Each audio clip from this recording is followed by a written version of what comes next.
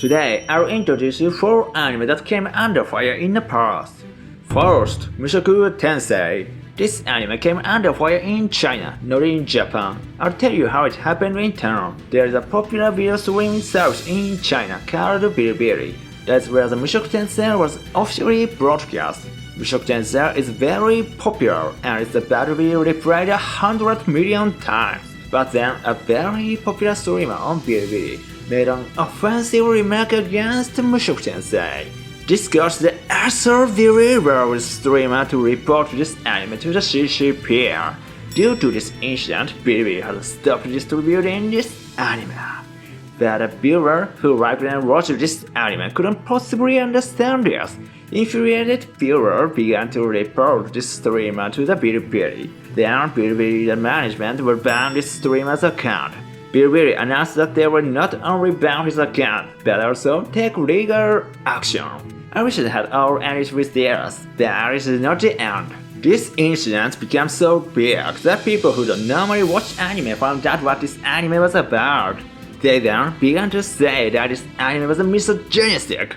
That means the master feminists have shown up.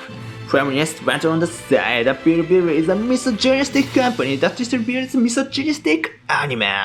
As a result, several companies then have sponsored Bilibili, which dealt with cosmetic and other products for women, stopped sponsoring them one after another.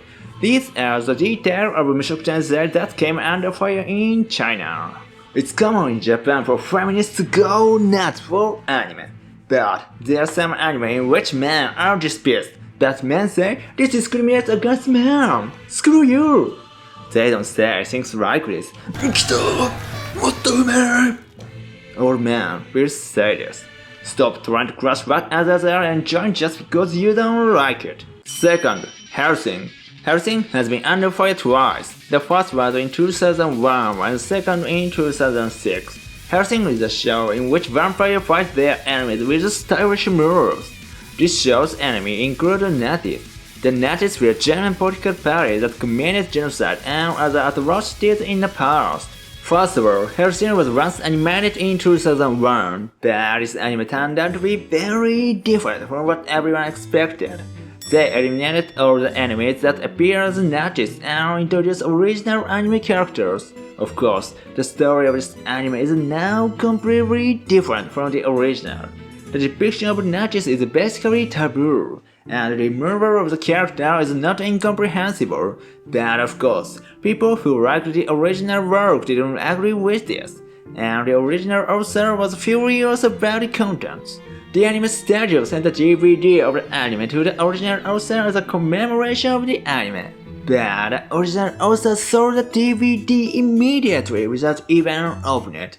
For him, the content of the anime alterations was absolutely unacceptable. Then, in 2006, HELLSING was again animated as an OVA. This is not a sequel to the 2001 anime.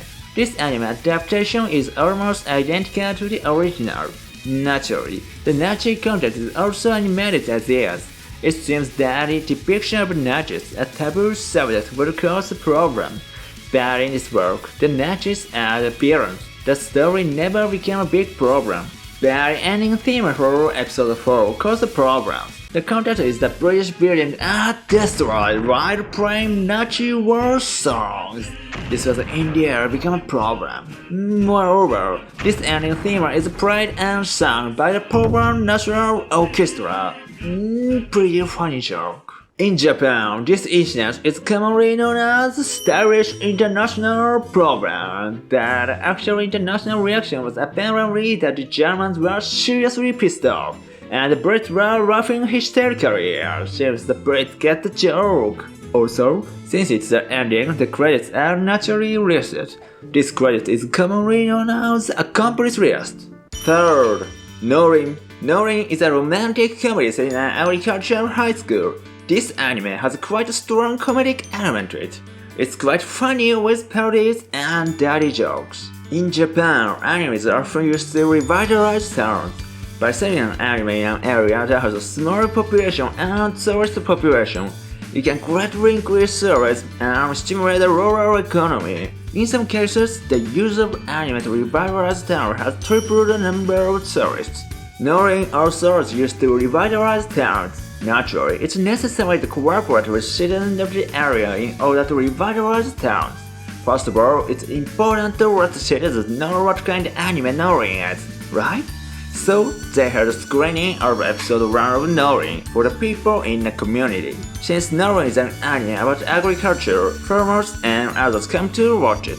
Most of them are probably people who normally do not watch anime at all. Surely when they heard of the word anime, they imagined something like Pokemon or Tom and Jerry, and this is where was screened.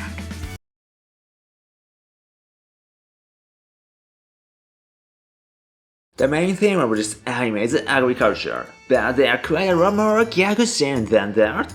There are also quite a lot of daddy jokes, and this is the reaction of the people who watch the screening of Nourin. The atmosphere is like a funeral. These people would probably be about your father's or grandfather's age. Your father, who normally does not watch anime, heard about an anime to revitalize the town and came to the screening. And imagine this being screened.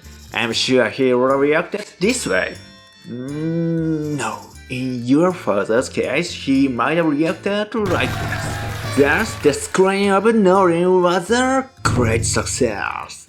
And this is a poster used to revitalize the town. This is a fantastic poster that could not be better. But for some reason, this poster has attracted a lot of criticism. It's unpleasant from a woman's point of view. This poster is sexual harassment. They were saying things like, that's why all of these posters were taken down. Here comes the master feminist again. Even there's posters made by someone who took the time to create it to revitalize the town, and yet they ruin it because they don't like it. I will tell them to watch this scene and calm down. She's 40 years old, there's absolutely nothing wrong with that. For Sakura-so no Pet no Kanojo, this anime is a romantic comedy in a student's dormitory for about 8 bars. This anime is popular in Japan for its laughter and tears. One scene in this anime came under fire for a stupid reason. The scene was when the heroine was in bed with a high fever and the protagonist cooked and served her some guitar. The reason why this was under fire is because in the original story he served regular rice porridge, not some guitar. It has been changed to some guitar even though there is absolutely no reason to go to the trouble of changes from the original. Because of this, the lines have also been changed from the original. Also, the biggest problem is that samgyeopsal is a Korean dish. Japan and Korea are not quite on good terms politically. Some Japanese do not like Koreans, and some Koreans do not like Japanese. There is a small percentage of the population. Not everyone thinks so. But some idiots reacted so strongly about this alteration of samgyeopsal that came under fire on the internet. This anime studio is defending Korea! Nonsense, right? The reason why they changed to samgyeopsal has yet to be revealed. In Japan, because of this incident, Sakura-so no Pet no Kanojo is now known as Samgyeopsal no Kimchi no Kanojo. I feel sorry for the original author who did nothing wrong. Today, I introduced you to 4 anime that came under fire. This is my personal tier list of the anime introduced today. All of these are quite enjoyable anime. If you want to watch pure fantasy, watch Mushoku Tensei. If you want to watch dark fantasy with stylish action, watch HELLSING. If you want to laugh, watch Nourin. If you want to watch student use story, watch Sakura-so no Pet no Kanojo. That's all. See you.